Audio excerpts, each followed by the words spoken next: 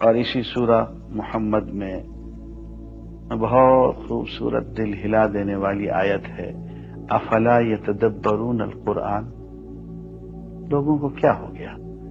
قرآن کو سمجھ کے کیوں نہیں پڑھتے؟ قرآن پہ تدبر کیوں نہیں کرتے؟ ام علی قلوب اقفالها، کیا ان کے دلوں پہ قفل پڑے ہوئے ہیں، تالے پڑے ہوئے ہیں؟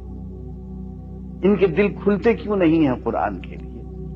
چاہتے ہیں قرآن کو بس تیز تیز تیز تیز پڑھ لیں، سمجھے نہیں؟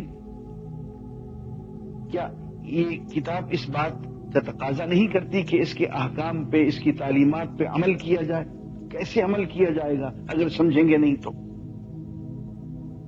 افلا یتدبرون القرآن، کیا لوگ قرآن پہ تدبر نہیں کرتے؟ ام علی قلوب اقفالها، کیا دلوں پہ قفل پڑے ہوئے ہیں؟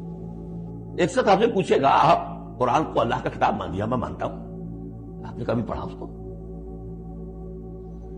آپ 7 سمندر کا سفر پار کر کے یہاں MBA کرنے تشریف لے آئے ہیں امریکہ میں، MBA معلوم ہوتا ہے کہ کوئی پتہ نہیں کوئی جنت کی کوئی سیٹ ہے، کیا ہے؟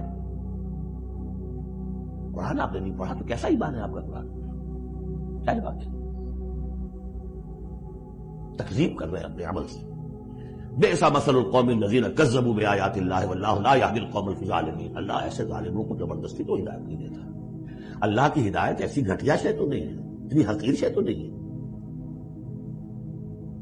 کیا ان لوگوں نے قرآن پر غور نہیں کیا یا دلوں پر ان کے قفل چڑھے ہوئے ہیں؟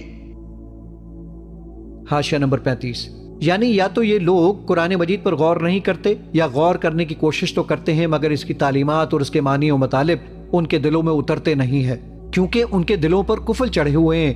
اور یہ جو فرمایا کہ دلوں پر ان کے قفل چڑھے ہوئے ہیں، اس کا یہ مطلب ہے کہ ان پر وہ قفل چڑھے ہوئے ہیں جو ایسے حق ناشناس دلوں کے لیے مخصوص ہیں۔ افلا یتدبرون القرآن، تو کیا یہ لوگ قرآن پر تدبر نہیں کرتے؟ پڑھتے تو ہیں۔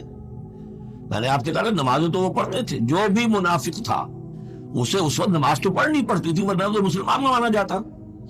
آج تو مسلمان مانے جانے کے لیے نماز ضروری نہیں، اس وقت تو ضروری تھی، بلکہ عبداللہ ابن ابی تو پہلی صف میں ہوتا تھا، اور جمعے کے روز تو خاص طور پر حضور کے خطبے سے پہلے کھڑا ہو جاتا تھا اور اعلان کرتا تھا، لوگوں توجہ سے سنو، یہ اللہ کے رسول ہے، اپنی چودراہٹ کے اظہار کے لیے کہ میں یہاں کا چودھری ہوں۔ تو وہ نمازیں تو پڑھتے تھے، قرآن سنتے تھے، لیکن افلا یتدبرون القرآن، قرآن پر تدبر نہیں کرتے۔ یہ قرآن ان کے سروں پر سے گزر رہا ہے یا ان کے ایک کان سے داخل ہو کر دوسرے کان سے نکل رہا ہے۔ وَلَوْ كَانَ مِنْ عِنْدِ غَيْرِ اللَّهِ، اگر یہ اللہ کے سوا کسی اور کے پاس سے آیا ہوتا، لَوَجَدُوا فِيهِ اخْتِلَافًا كَثِيرًا، تو اس میں بہت سے تضادات وہ پاتے۔ اس پر غور کرو گے، یہ بڑا مربوط کلام ہے، اس کا پورا فلسفہ جو ہے بہت منطقی طور پر مربوط ہے، اس کے اندر کہیں کوئی تضاد نہیں ہے۔ یہ ایک بڑی برکت والی کتاب ہے جو اے محمد ہم نے تمہاری طرف نازل کی ہے تاکہ یہ لوگ اس کی آیات پر غور کریں اور عقل و فکر رکھنے والے اس سے سبق لیں۔ برکت کے لغوی معنی ہے افزائش خیر و سعادت۔ قرآن مجید کو برکت والی کتاب کہنے کے معنی یہ ہے کہ یہ انسان کے لیے نہایت مفید کتاب ہے، اس کی زندگی کو درست کرنے کے لیے بہترین ہدایات دیتی ہے، اس کی پیروی میں آدمی کا نفع ہی نفع ہے، نقصان کا کوئی خطرہ نہیں ہے۔